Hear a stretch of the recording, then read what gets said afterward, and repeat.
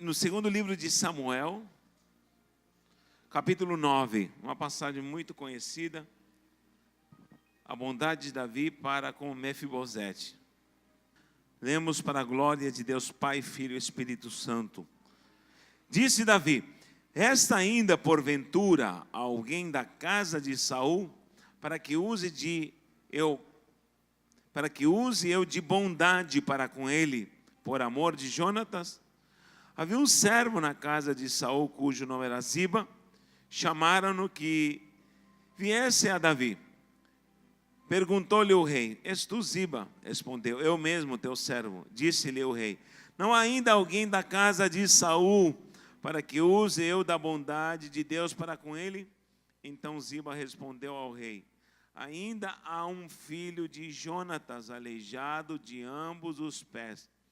Aonde ele está? Perguntou-lhe o rei. Ziba lhe respondeu: está na casa de Maquir, filho de Amiel, em Lodebar. Então mandou o rei Davi trazê-lo de Lodebar, da casa de Maquir, filho de Amiel. Vindo Mefibosete, filho de Jonatas, filho de Saul, a Davi, inclinou-se, prostrando-se com o rosto em terra.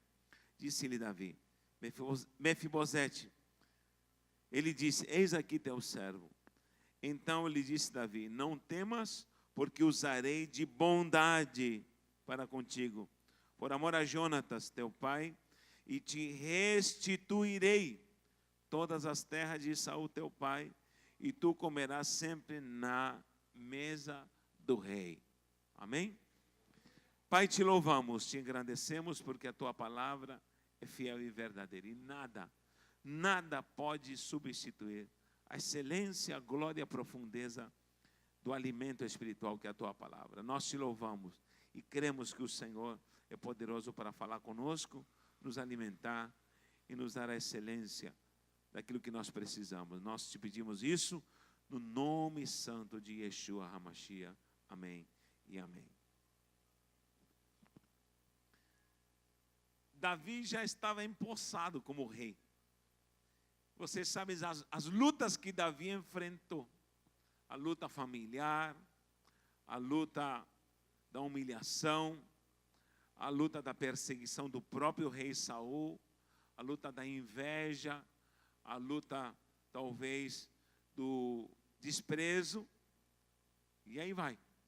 Davi, no anonimato, ele mata leões, mata urso, ele persevera. Ele é ungido na frente dos seus irmãos que o desprezavam com azeite, ele continua firme, ele tem promessa de Deus. Deus se revelava a Davi, ele escrevia salmos, escrevia hinos de louvor ao Senhor. Vinham lutas, desprezos, angústias e tribulações, e Davi continuava adorando, exaltando ao Senhor. Deus se manifestava a Davi e Deus continuava lhe confirmando aquilo que era o seu chamado. Era ser rei de Israel, o maioral, monarca de uma nação escolhida por Deus.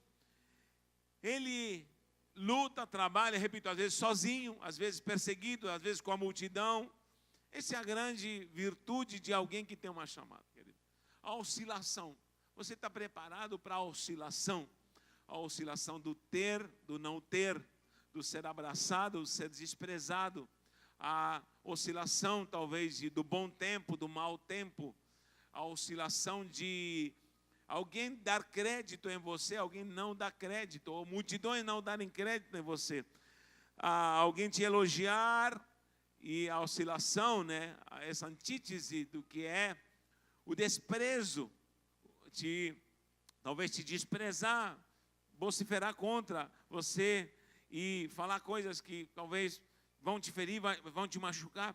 Essa é a virtude de alguém que tem uma convicção, que Deus o chamou. Davi era um chamado de Deus, era um escolhido, diz: achei a Davi. Meu irmão, vou lhe falar uma coisa. Deus falar achei a Davi é algo assim, nessa figura antropomórfica de poder tentar expressar o que Deus fala, pensa e faz. É um absurdo, porque quem é um homem para tentar achar a Deus, buscar a Deus e encontrar a Deus E sempre o homem vai estar buscando e tentando achar a Deus. Agora, Deus dizer, achei. Eu estava procurando alguém assim. Que todos nós estamos buscando Deus. Amém ou não? Todos queremos achar algo a mais de Deus. Queremos encontrar um tesouro a mais. Sabemos que há um infinito tesouro de glória, de bênção, de poder, de virtude na pessoa desse Deus Todo-Poderoso. Há muito mais. Agora, Deus está procurando e diz, achei a Davi. Encontrei o homem. Eis aí o homem. Meu pai, algo muito sério. Davi tinha essa convicção que ele iria ser rei, ele iria governar, iria exercer aquilo que era o seu chamado. E o que acontece? Quando ele começa a ser reconhecido e exaltado por Deus, Saul, que era o rei, se levanta contra ele. Saul agora é seu sogro, começa a querer matá-lo. Você sabe que ele é perseguido literalmente ao ponto de lhe lançar dados, uma lança, o qual iria vará-lo, e ele escapa por pouco. Davi continuava tocando, continuava adorando, continuava fazendo a obra do Senhor. E o que acontece? Davi teve chances de matar a Saul e exterminar o que o perseguia, acabar com a vida daquele que o perseguia. Quantas vezes há até a chance de você tirar, Deus te coloca a chance para você, com tuas mãos, acabar situacionalmente aquilo que te incomoda e que te persegue. Porque nós somos peritos nisso, em querer colocar a mão e fazer alguma coisa para... Quando você diz, chega, para mim acabou, para mim terminou. Queremos acabar com algo com as nossas mãos. Eu estou falando por mim mesmo, somos peritos em tentar, sabe o que mais? Acabou. Mas Deus fala, não, estou testando a tua benevolência, a tua integridade. Porque Davi não quis matar Saul quando teve chance. E disse, Deus que me livre de tocar contra o ungido do Senhor. Ele sabia da unção profética que havia em Saul como rei. E o que acontece? Unção como rei na vida desse homem. Então ele diz, não vou fazer isso. Se mostrou nobre, apresentou nobreza. Essa é a maior nobreza do coração de homem, é quando ele tem a chance de prejudicar, ele não prejudica. É quando ele tem a chance de se vingar, ele não se vinga. É quando ele tem a chance de retribuir mal por mal e não faz assim. O que acontece? Para encurtar a história, Saul é morto. Todo mundo perde a guerra, Israel perde a guerra no comando de Saul. O próprio Saul morre, seus filhos. Jonatas, que era amigo de Davi, que ajudava Davi, que protegia Davi, o que acontece? Morre também na batalha. Um símbolo de uma aliança, embora estava um líder monárquico aqui dessa nação, Israel estava fora de um contexto divino. Jonatas estava lá do lado do seu pai, abençoando, trabalhando, morre juntamente. E é um desastre quando eles perdem a batalha. Meu Deus do céu. Há um desastre. Israel se desintegra quando perde a batalha. E o que acontece? Davi não se alegra porque mataram o rei, porque ele poderia se alegrar e falar assim, acabou, aquele sogro meu que me atormentava, até que por fim vai me dar campo aberto para eu governar, já que é promessa de Deus. Não, muito pelo contrário. Ele mandou matar aquele que se alegrou com a morte do rei, e chorou e lamentou, e chorou por Jonatas, chorou pelo rei Saul. Ele queria reverter o quadro, havia pureza no seu coração. E agora Davi é empossado rei.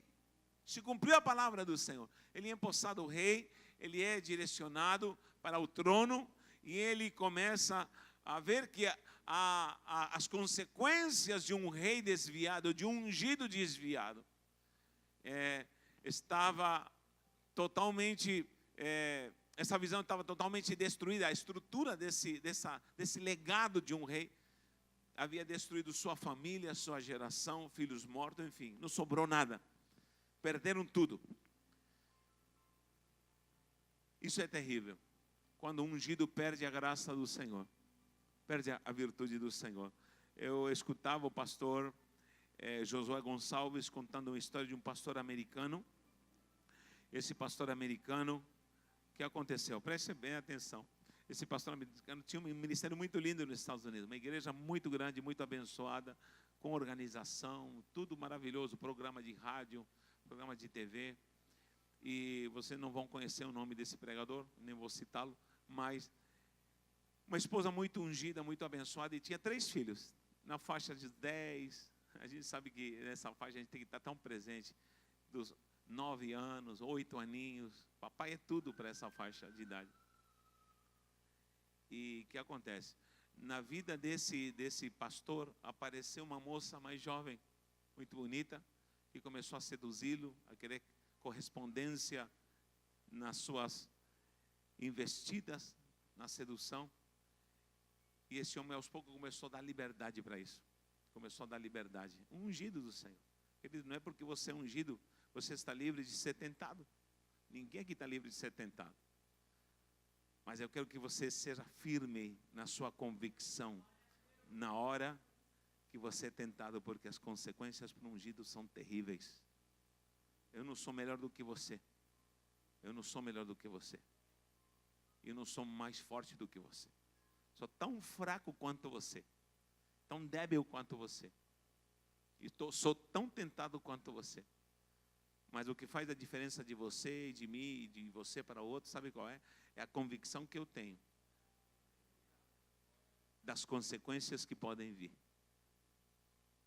Quando uma pessoa consequente, com certeza lhe digo uma coisa, Deus nos livra de muita coisa. Porque os mesmos olhos que você tem, eu posso tê-los também. Então o que aconteceu? Ele se engabelou, se envolveu com essa moça e se apaixonou. Quando se apaixonou pela moça, começou a desprezar a esposa, começou a haver desestrutura na família. Isso é algo satânico e a maldição sobre o homem que não entende isso. Ele desprezou o ministério, desprezou o chamado. O que aconteceu? Chegou a hora de ele querer se divorciar, se divorciou, abriu mão do ministério, abriu mão de tudo, da esposa e dos 3 filhinhos, tão preciosos. Foi embora com essa moça nova, apaixonado e tudo mais. E o que acontece? Depois foi procurar um psicólogo. Esse psicólogo falou e conversou com os pastores, entre eles estava José Gonçalves. E disse que o psicólogo disse que passaram-se os anos, alguns anos, se afastou de tudo, da família, dos amigos. E disse que quando literalmente ia para o ato conjugal com a sua nova esposa, na hora íntima, disse que ele se transtornava e começava a chorar e não conseguia consumar o ato de intimidade com a nova esposa. Por quê? Era sempre assim. Porque toda vez que ele se deitava com essa nova esposa, via a marca de quando ele estava fazendo as malas e os seus filhos segurando ele e gritando: pai, não vai embora, não vai embora, pai, não vai embora, pai, não vai embora. E ele persistiu, desprezando a sua esposa. Diz que toda vez que ia se deitar na cama com essa nova mulher, ele lembrava do rosto da esposa, triste e chorando. Toda vez que saía com a sua esposa para comer num restaurante, ia comer, podia ser algo muito, porque ele era um homem muito próspero, ia comer algo muito delicioso, um restaurante com essa nova mulher, e disse que era gosto amargo, porque lembrava das ovelhas que ele deixou. Oh Deus, isso é muito triste. Tem muita gente que não entende o que é a unção de Deus. Tem gente que não sabe o que é o valor de ser chamado por Deus. Não entende o que é o dissabor de desprezar o chamado. Por isso eu digo, querido, se você tem chamada, entenda a sua chamada. Creia. Talvez nem entenda, mas creia na sua chamada. Porque você talvez não pode trair a sua família, mas você pode trair a chamada do Senhor. Esse homem, Saul, largou tudo, desprezou tudo, veio desgraça por uma inconsequência. Alguém que não pensa. Vou falar de novo, eu sou tão tentado como você, talvez até mais, porque meu campo é mais aberto para muito mais pessoas, mas eu preciso ter certeza da convicção que eu tenho de uma chamada. Para ficar transtornado com situações, com pessoas, com coisas, talvez eu sou o primeiro. Mas eu tenho convicção numa chamada. Eu tenho convicção de uma chamada. Tenho certeza disso. Agora me diga, como que um homem pode viver numa nova vida, vivendo nessa amargura? Lembrar dos seus filhinhos e sentir dor. culpa. Culpa. O que acontece? Saul viveu isso. Davi está ciente. Agora Davi com dor, ele fala assim, sobrou alguém. Sobrou alguém. De todo esse desastre, de todo esse furacão que veio na família real, do ungido do Senhor. Olha o que aconteceu, mataram o rei. Quem sobrou? Para quê? Porque eu quero abençoar, eu quero abençoar. Ele podia ter falado, vamos acabar com esse negócio de rei, Saul, o rei agora sou eu.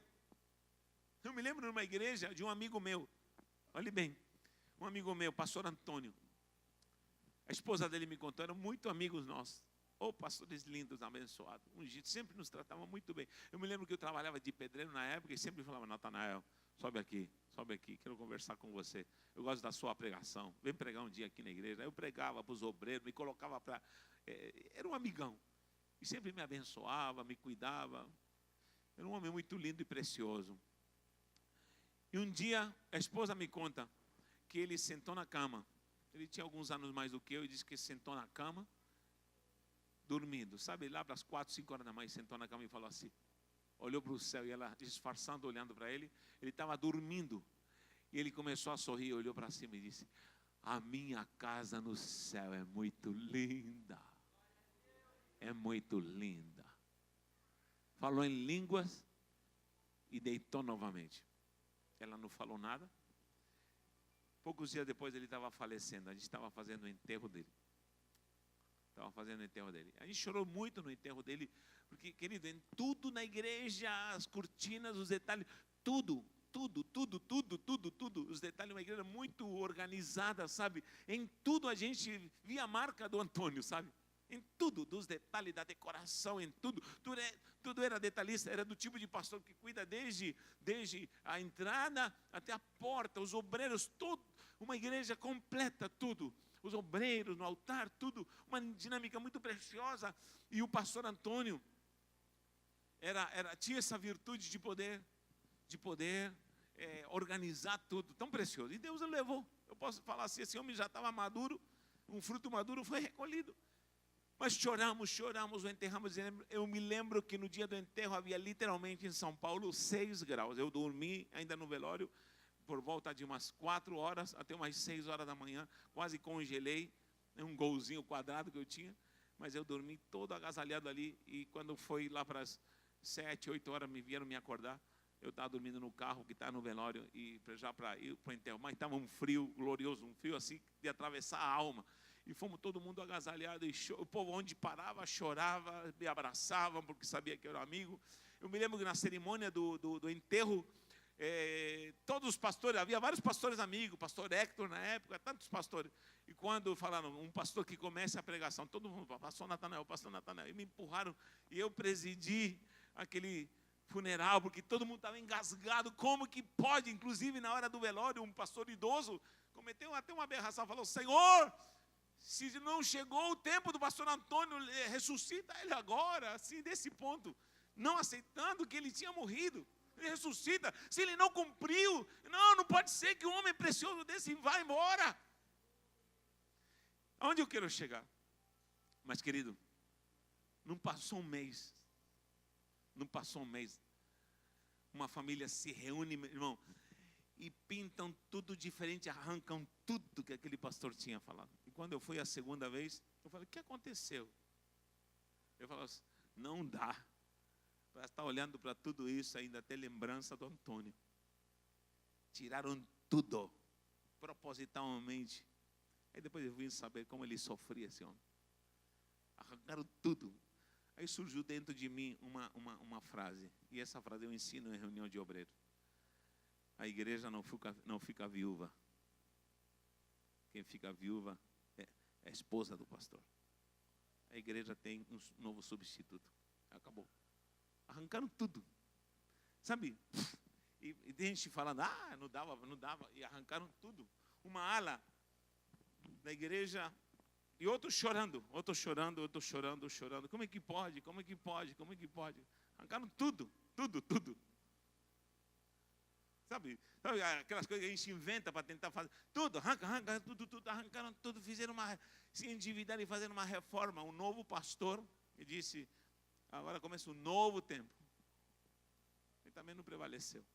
Do jeito que começou, não prevaleceu. Eu falei, isso não está certo. Isso não está certo. Eu sei que não vamos guardar em memória aí eternamente alguém, mas tem que haver respeito, tem que haver coração de bondade. Não sei se eu estou errado, porque eu não sou muito saudosista, mas eu acho que deve haver temor. Davi disse, aonde há alguém que eu possa lembrar dessa família, aonde há alguém que eu possa honrar. Qualquer um poderia ter falado, mas esse cara te perseguia, lançou lança contra você, que quis te matar. Falo, não, aonde tem alguém da casa de Saul, aonde tem alguém, essa é a bondade de um homem que diz assim, eu vou fazê-lo por integridade, eu vou viver isso por integridade, eu vou viver isso e vou honrar por santidade, porque, minha ação dentro de tudo que eu faço, Davi está dizendo, tudo que eu tenho diante do meu Deus, não é com compromisso, talvez voltado para sentimentos e bases humanas, é embasado numa santidade voltada para o Deus, para meu Deus. O que eu faço é com base em princípios de Deus. Isso que falta hoje em dia na igreja. É tudo que façamos, tudo que fazemos, ou venhamos a fazer, seja com base num princípio santo para glorificar a Deus. Seja com princípios para exaltar o nome do Senhor. Eu faço isso para exaltar o nome do Senhor. E se eu honro um homem, e reconheço um ungido, e reconheço alguém, será, meu irmão, eu faço para a glória de Deus, em base de princípios divinos. Eu preciso viver isso.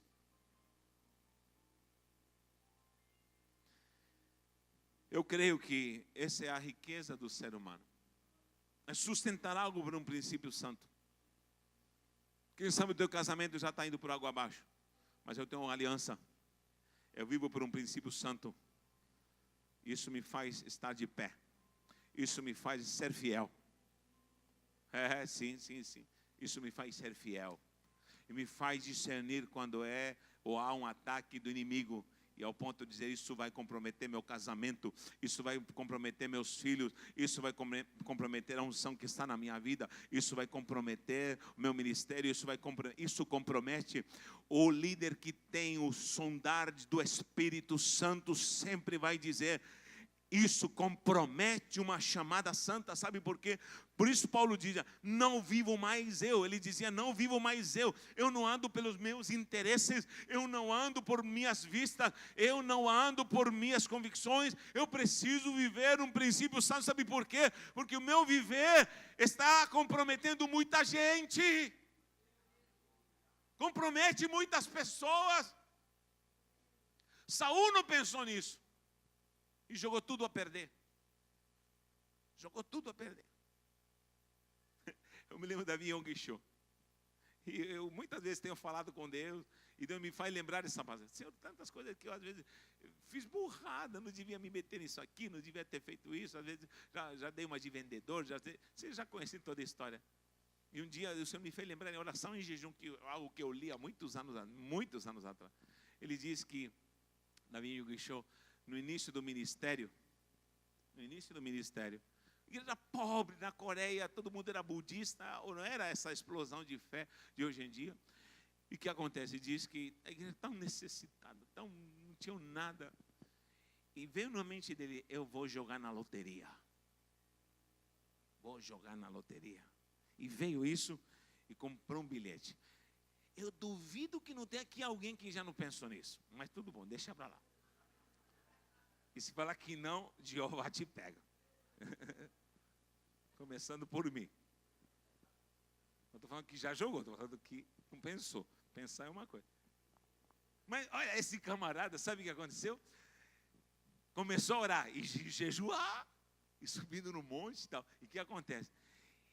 E não é que ele comprou um bilhete, ele acho que teve até uma revelação, não sei de onde veio, com um número, ele comprou um número e comprou o bilhete. E começou a orar.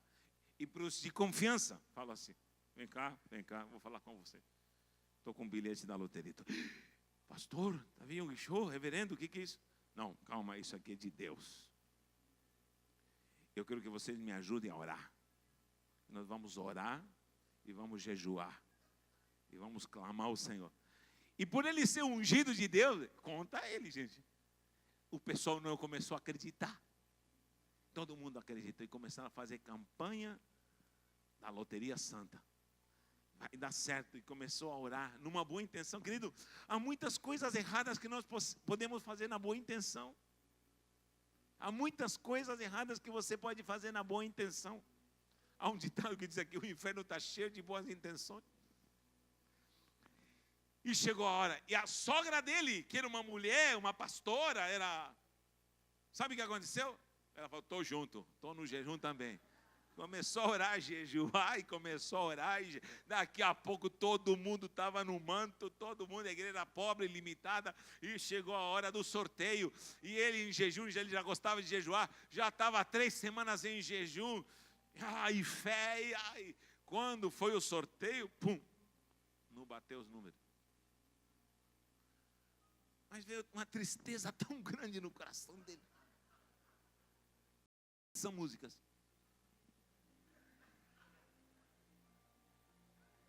Diz que ele foi orar. Não quis falar com ninguém. Veio uma vergonha, uma revolta. E só uma pergunta: por quê? Porque o Senhor não nos fez ganhar. É para a tua obra. Nós vamos comprar um terreno, nós vamos sair dessa pindaíba. Tanta gente que não tem o que comer, e nós estamos falando de dízimo. Tem gente que não tem o que ofertar.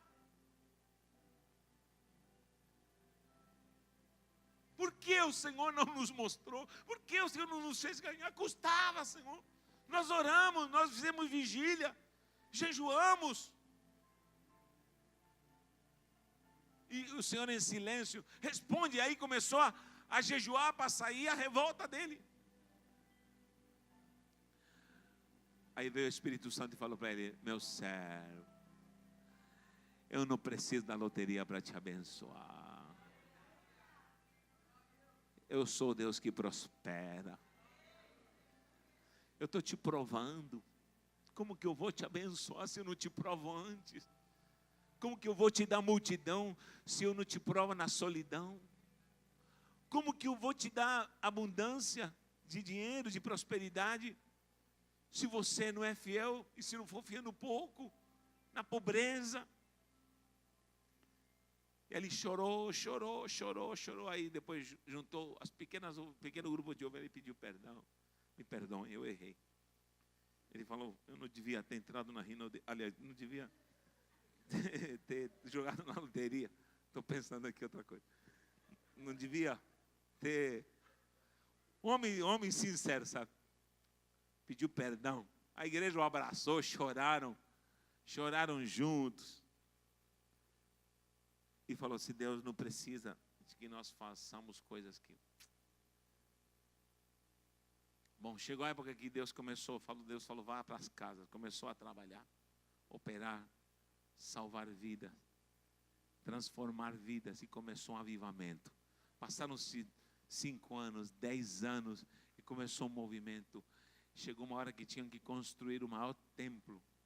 E Deus começou a trazer recursos, começou a trazer avivamento. Hoje é a maior igreja do mundo. Queridos, preste atenção. Davi podia ter feito tantas coisas malignas, se vingar. Se fosse outro, falou: resta alguma laia daquela raça de Saul? Não. Vou mandar matar? Não. Ele disse: tragam ele aqui. Tem um aleijado. Um aleijado? De quem é? Filho do Jonatas. Quando souberam da guerra, a babá o soltou no chão e o deixou cair. Olha que desculpa, não tem outra palavra, que desgraça. Estão matando o pai dele, o avô dele. Ele não vai ser mais da monarquia, da dinastia real. E o que acontece?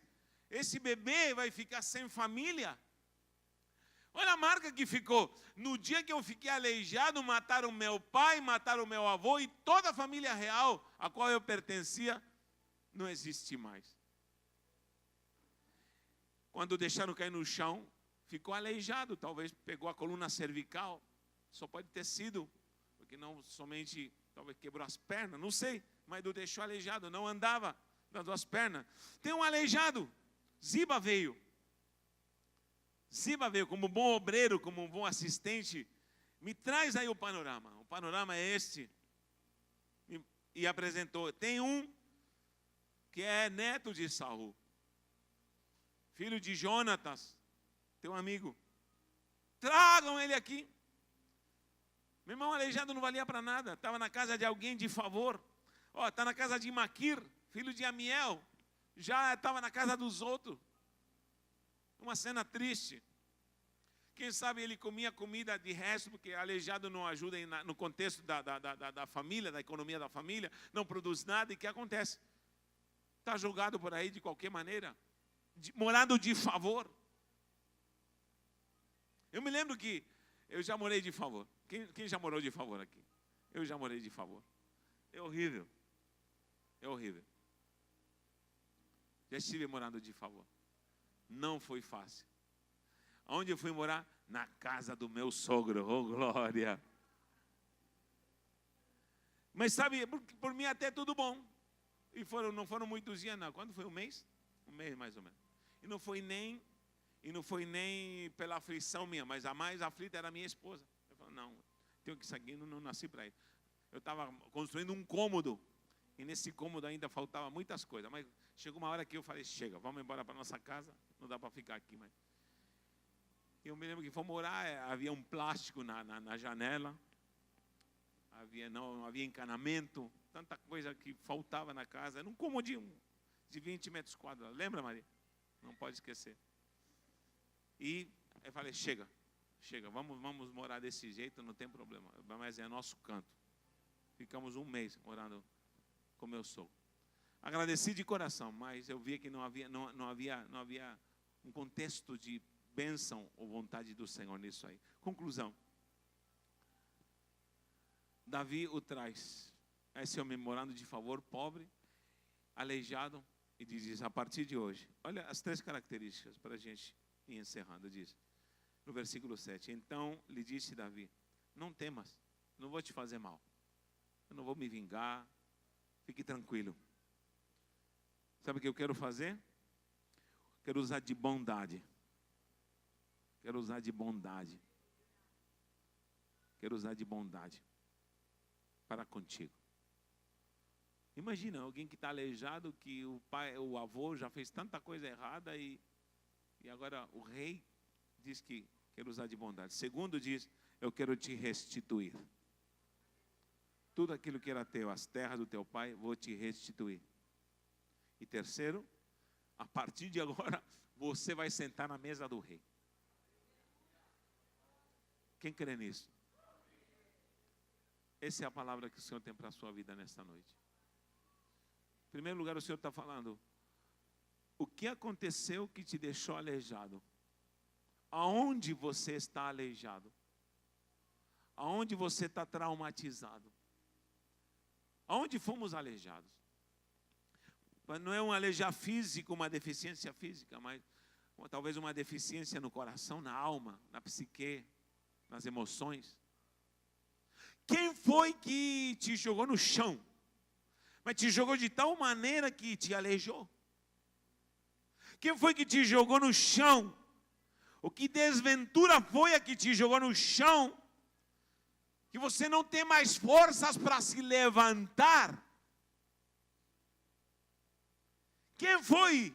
Qual foi a situação? Porque pode ser situações, pode ser lugares, pode ser pessoas, ou acontecimentos. Algo aconteceu. Talvez pode ser palavras, pode ser traumas, pode ser algo físico, pode ser algo espiritual. Não sei. Pode ser econômico, pode ser um investimento, pode ser um desprezo, pode ser uma violência espiritual, emocional, física, sexual. Será lá o que for. Isso é um trauma. E esse trauma aleijou. Esse trauma limitou. Talvez alguém lembre e diga assim, a partir desse dia, minha vida mudou para pior. Eu fiquei preso. Eu me lembro que eu entrei em depressão e eu lembro como começou a se manifestar a depressão. Eu estava cursando o último ano, o terceiro colegial, no ano 90, 89, 90. No ano 90. Já era cristão, já pregava, era um jovem na igreja e tudo mais. Mas nesse ano, no ano 90, algo começou a acontecer comigo. Uma tremedeira por dentro, uma ansiedade, uma suadeira nas mãos, algo meio esquisito, tudo bom. E eu era sempre comunicativo, como sou agora, e falava e tal, vencendo minha timidez e tudo mais. Já havia superado o primeiro ano de muita angústia. O primeiro colegial foi de muita angústia, porque foi muito discriminado. Bullying, não existia essa palavra literalmente, mas existia a ação do bullying. Eu sofri muito bullying. Eu me lembro que eu cheguei a ter uma camiseta só, a mesma camiseta usada a semana inteira, uma calça só, tinha uma calça só. Lógico, muitos filhos, 8 filhos, era difícil trocar de camisa a semana inteira. E fui muito zombado em muitas coisas por não saber falar, me comunicar e tudo mais. Quantas vezes descia aquela rua do colégio com um punho, chorando, com lágrimas, eu com o meu punho fechado. Eu fechava meu punho e não abria meu punho. Era uma âncora que eu tinha. Eu não sabia que eu estava fazendo âncora, aprendi isso na Peneira. Uma âncora. E eu fechava meu punho. Eu chorava e com a mão fechada limpava a lágrima. Falava, Deus, tu vai mudar minha sorte. Eu não sei o que eu estou fazendo aqui, não entendo nada. E eu angustiado, não querendo estudar mais, querendo largar tudo. Não entendia o que a professora falava, não entendia o sotaque, não entendia nada. Leio o livro, não entendo nada. E ainda zombado, e pobre. Eu me lembro, o cheiro de pipoca, até hoje. Sabe aquela pipoca em pacote vermelho? Quando eu sinto, eu gosto desse cheiro, mas ela eu preciso de cura em muitas áreas. Quando ela me traz uma lembrança que não é agradável. Porque eu me lembro que quando os alunos abriam esse pacote de pipoca, e as pessoas não ofereciam, e eu morrendo de fome, eu queria comer essa pipoca. Eu não tinha dinheiro para comprar uma pipoca, aquela pipoca vermelha. Esse cheirinho é delicioso, gosto dele. Mas me traz uma lembrança traumática no primeiro ano, 88, no primeiro colegial ali no Martim Afonso. Muita gente metida a granfina e rindo, zombando. Eu me lembro que já orando, clamando, jejuando, uma certa feita num grupo, começou aí, foi o dia-chave. Poucos sabem disso, mas foi numa roda de amigos conversando, tal, já tentando me entrosar. Uma menina lança, me lembro que era uma menina muito bonita, assim, cabelo longo, comprido, loiro. E ela me aponta e fala algo engraçado e todo mundo ri. E eu podia rir também, porque era algo engraçado. Eu nem me lembro o que foi. Só me lembro que ela fala, repete aí o que você falou. Um negócio assim. Foi o suficiente para eu entrar em pânico. Aí tremi, meu rosto tremeu pela primeira vez. A partir desse momento eu me afastei, recuei. E eu nunca mais interagi na sala de aula. Aí entrei numa depressão. Aí eu queria ser invisível. No recreio eu me escondia na sala de aula para não sair no recreio, porque eu era invisível. Eu queria ser invisível. Eu queria que ninguém me chamasse, Natanael. Não, eu não existo. Sabe, a escorja, o lixo ali, num canto que não vale nada, não serve para nada. Faz de conta que você não está me vendo. Era meu lema. Depressão. Aí choro, angústia, jejum, busca de Deus, todo mundo rindo, e eu no canto, não falem comigo, não falem comigo. Aí foi 89, 90, 91, 92, foi ungido ao pastorado, com o mesmo problema ainda, 93, 94, 95, 96, 97. Em 98 eu me casei, ainda tinha vestígios, aí a Maria foi usada para me curar, graças a Deus, é muita coisa.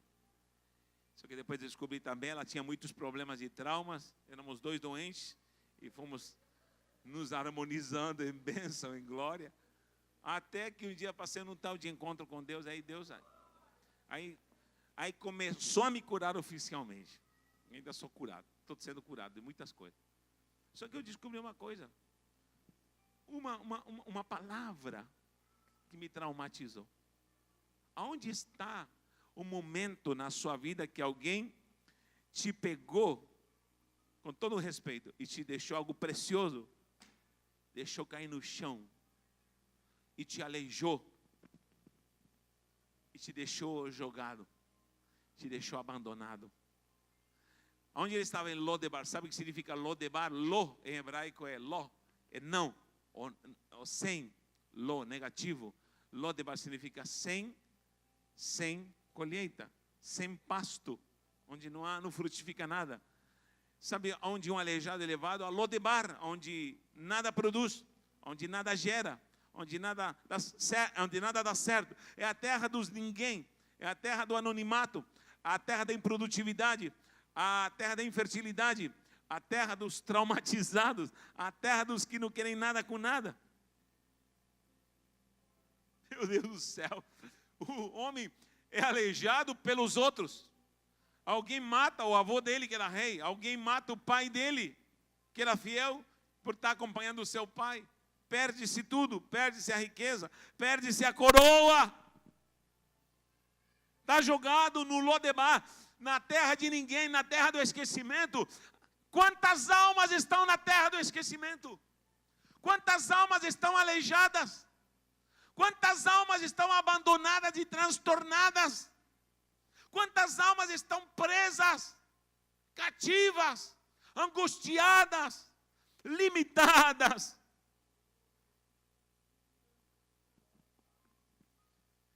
Mas o rei apareceu.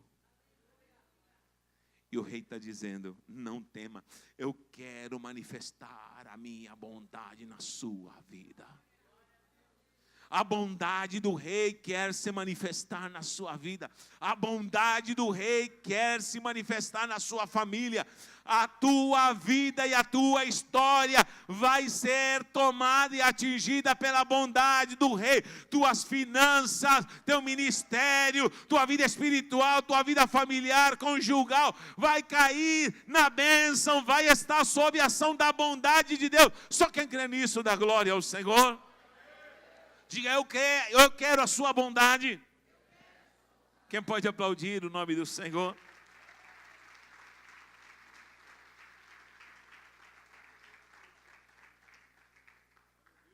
Eu quero usar de bondade para contigo. Segundo, eu vou te restituir tudo que é teu, tudo que foi tirado de você. Fica tranquilo. Eu me lembro quando descia com um caderno na mão. Eu me lembro que meu pai uma vez comprou, eu estava sem sapato, estava com um tênis furado, meu pai comprou, algo em oferta, lógico. Era um tênis, tipo, o tênis era com tecido de jeans, sabe aqueles tecidos de jeans? Até era bonitinho. Só que ele era de borracha de terceira categoria embaixo.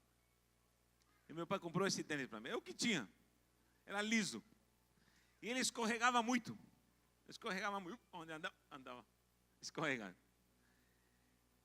E eu me lembro que dentro de mim eu falei num recreio, num dia de chuva: sai da sala, sai, vai para o pátio, não tem problema. Eu falei: tá bom, vou sair, vou vencer, sempre pensando positivo, vou vencer. E o chão das escadas estava meio molhado, a chuva, enfim. E quando eu estou descendo com aquele sapatênis que meu pai comprou, da 1,99. Quando eu estou descendo a escadaria ali de cima para baixo, estava molhado, de tanto entrar gente, aquela água que fica de tanto entrar gente na chuva. E havia uma roda, sabe, de Mauricinho, sabe quem são os Mauricinhos da escola? Mauricinho, meninas bonitas e tal, aquela coisa. Os Mauricinhos, os felizes, nós somos da turma dos Mé, dos Zé, que não serviam para nada. Eu era dessa turma. E eu ia descendo, quando eu estava descendo, eu desci a escada, eu quis evitar, para não passar pela roda, quando fiz aquele impulso para passar, eu escorreguei, literalmente caí de costa.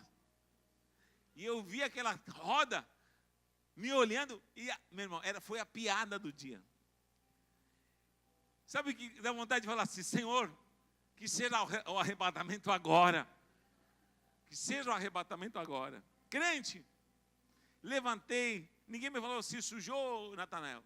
Caiu. Alguns até se afastaram rindo. Ninguém me ajudou a levantar. Eu voltava com aquele punho em mãos e falava: um dia Deus vai mudar meu cativeiro. Deus vai mudar meu cativeiro. Deus vai mudar meu cativeiro. Conclusão: o Senhor está dizendo: eu quero trazer bondade. Segundo, vou te restituir. Tudo aquilo que você perdeu, tudo aquilo que você foi menosprezado, eu quero trazer de volta. Mas não com honra de homem, mas vou trazer com honra do poder do Espírito Santo. Com honra do Senhor. Com honra do Senhor. Há poucos dias um casal de pastores veio até mim e falou comigo: eu louvo a Deus pela sua vida, apóstolo. Começaram a chorar. Falaram assim: porque o Senhor é um pai para nós. Eu falei: e às vezes casais de pastores mais velhos do que eu. O Senhor é um pai para nós. O Senhor tem me abraçado. Minha vida mudou. E eu louvo a Deus pela tua vida. É a aliança que eu tenho com você. Ele disse: não é por M12, nem por célula. Nem por... A aliança que eu tenho contigo é em Cristo Jesus. Em Cristo Jesus. Eu louvo a Deus pela tua vida. E o Senhor me falou assim: essa é a maior restituição que você pode ter. De alguém talvez te desprezar humanamente, mas eu estou te devolvendo honra espiritual, honra de bênção. O que você perdeu nessa jornada, o que você perdeu, o Senhor está falando: eu quero te restituir. E terceiro, Ele diz: a partir de agora, eu preparo uma mesa, porque você vai se assentar na mesa do rei. Pode vir, porque a partir de agora tem um banquete para você. O salmista tinha profetizado sobre isso. Ele falou assim: preparas uma mesa para mim, unge na minha cabeça com óleo, o meu cálice transborda. Ele sabia que o Pai já havia preparado mesas gloriosas para ele. E ele diz: agora eu vou preparar uma mesa para abençoar alguém que é desprezado. Eu sei o que é ser desprezado, falava Davi. O que é ser desmerecido. E Ele preparou uma mesa. Ainda que eu andei pelo vale da sombra da morte, Ele preparou uma mesa para mim.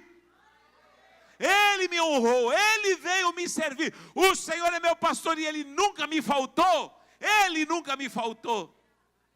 Só que agora eu vou ver um desvalido, vou ver um aleijado e eu vou trazê-lo para a minha mesa. Vou trazê-lo para a minha mesa. O Senhor está aqui e te diz: aonde há um trauma, aonde há um aleijado, aonde há algo que não foi resolvido, e talvez ainda vai demorar para ser resolvido. E quem sabe Jesus volta e você ainda vai estar sendo resolvido. Tomara que te encontre assim, tentando resolver nele, lutando nele, buscando nele. Porque ninguém aqui é pleno e perfeito, a não ser a glória de Cristo em minha vida. É plena. Cristo é pleno. Ele é pleno. Eu não sou nada. Eu quero que você fale nesta hora com Deus e diga: Pai, onde está esse aleijar? Onde está esse trauma? Onde está esse dia que alguém me deixou cair, me derrubou, e eu perdi tudo? E nesta hora o Senhor está aqui para te abençoar. Apague as luzes, por favor.